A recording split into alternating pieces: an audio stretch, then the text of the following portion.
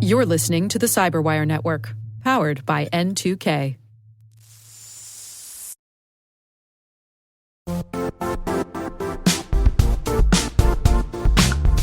Now, a word from our sponsor, the Johns Hopkins University Information Security Institute, currently seeking qualified applicants for its innovative Master of Science in Security Informatics degree program.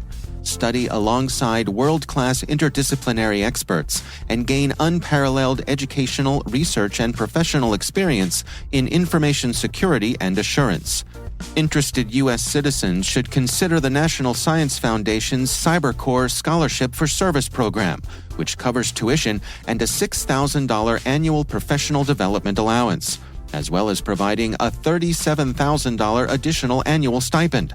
Apply for the scholarship and the fall semester by March 1st. Learn more at cs.jhu.edu/MSSI.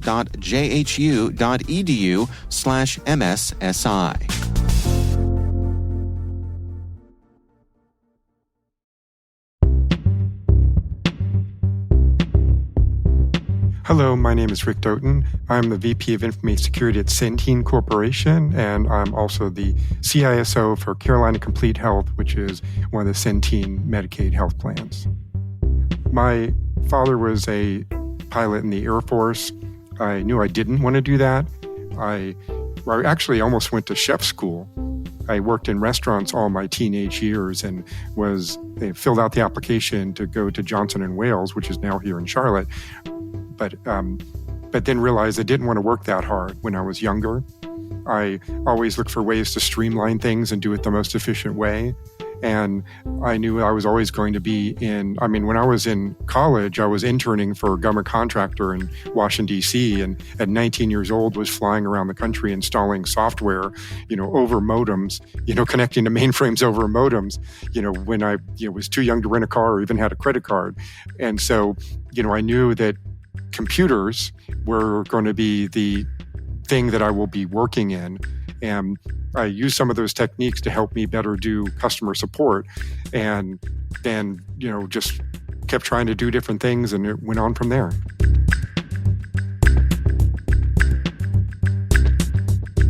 Like most people, in my generation, security kind of finds you, you don't find it. And so, I started off just doing end-user training and desktop support, and then evolved to do like systems analysis work and designing software, and then did a short stint as a technical recruiter because one of my mentors, she ran a programming team when I was an intern, and she said she really likes to get to talk to people. And I think that was probably the best career advice I had, was watching what was popular and what was important as I was placing people in these jobs. And this was the early 90s. So I was very fortunate to go to a very big defense contractor to start as a recruiter, and then join the team for this, online system that we were making for the FBI. And that was really the tipping point. I used to joke that when you have your contracting officer carries a gun, because he was an FBI agent, you pretty much do what they say. And so they kept asking, well, can you do this? What can you do this? And so we spent a lot of time the first 3 years figuring out how to do early intrusion detection systems and firewalling, stateful inspection firewalling, and VPNs and multi-factor authentication.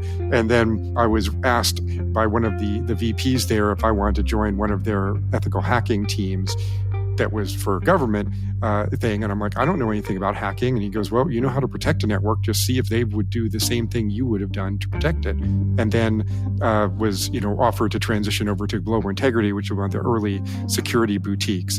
And so that's kind of like that's when I got on the slide.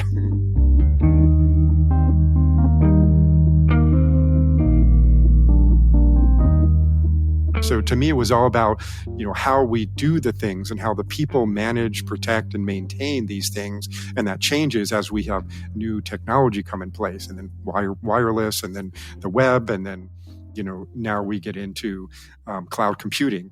And so how it completely changes how we have to manage things, while the fundamentals are all still the same. I've been part of the editorial panel for the CIS critical security controls for over 10 years, and, helping and making sure that people are doing the fundamentals through those controls. We have different approaches depending on how the technology works. And one of my favorite keynotes is talking about what I did just literally 2 days ago was about the difference between cloud security and on-premise and data center security.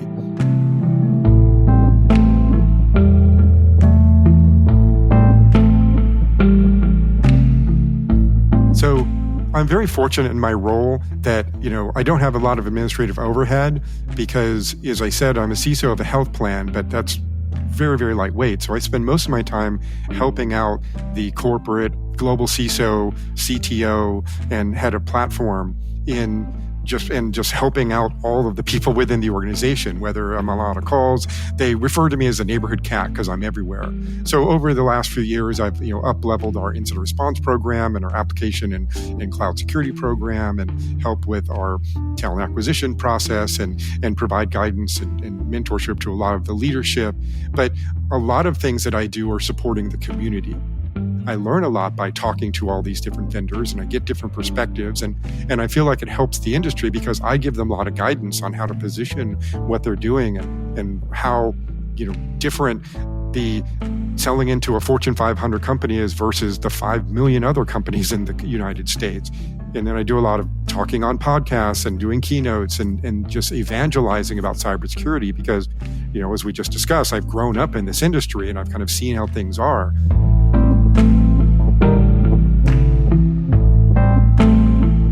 So I always kind of say I lead from the front, and there's nothing that I am above doing. If, we go into a place and I need to pick up a shovel or wash windows, I'm happy to do that and kind of lead by example. But I'm also, very conscientious about individuals are motivated and, learn and process things differently. Really, it boils down to treating them as individuals and recognizing what their superpower is and helping them lean into that thing that they do better than everybody else, and not trying to make people do the things that they're inherently not good at. And I think that's a challenge in the cybersecurity industry. And I think that helping folks lean into the things that they want to do keeps them much happier, much more productive, and then let them kind of expand and give them own agencies instead of being told to do things that they're uncomfortable in doing because of their personality.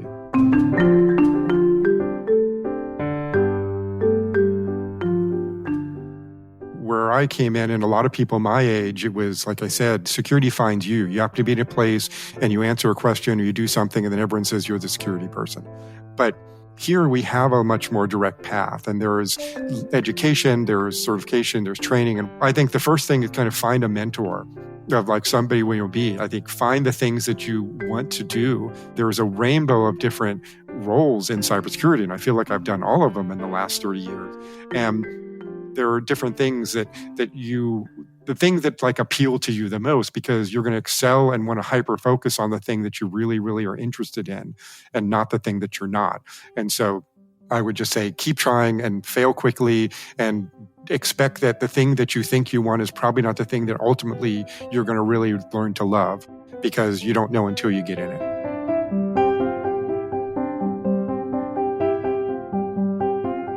I'm at the age where I think about my glide path out, and I pretty much don't ever expect not to be working and helping people. And whether I'm doing, keynotes, or whether I'm on, doing advisement or virtual CISO work like I used to do, or, just leading communities of people and trying to help folks, or helping out startups, or helping out venture capital firms to find what the next big thing is. I just want people to know that I was always trying to do the best thing for the industry. Long time ago, I told one of my bosses, I'm loyal to my industry first, my customer second, and my company third. Because if I'm doing well for the first two, then I'm doing what's best for the company.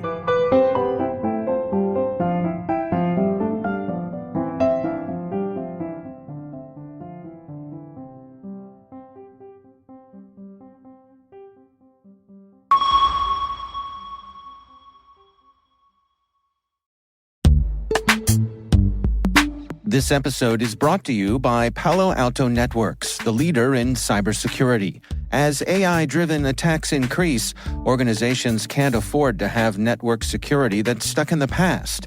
Discover how Palo Alto Networks can help you predict what's coming and proactively secure against it with a zero-trust, AI-powered network security platform built to secure whatever, whenever, wherever.